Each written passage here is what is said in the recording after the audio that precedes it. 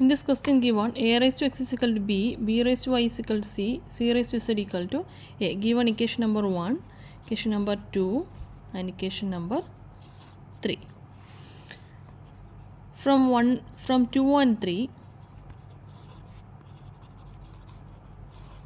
b raised to y is equal to c and c raised to z is equal to a.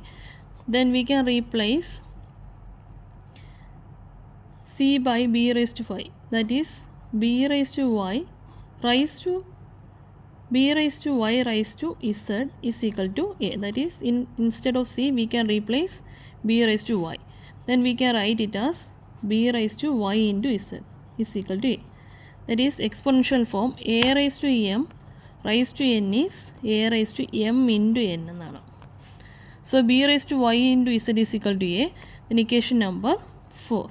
Combine equation 1 and 4.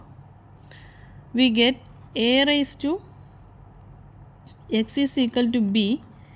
Then a can be replaced by b y raised to z, that is b y raised to z the whole raised to x is equal to b, that is b raised to y z into x is xyz is equal to b raised to 1. We can equate the power form, that is xyz is equal to 1. Hence the answer is 1.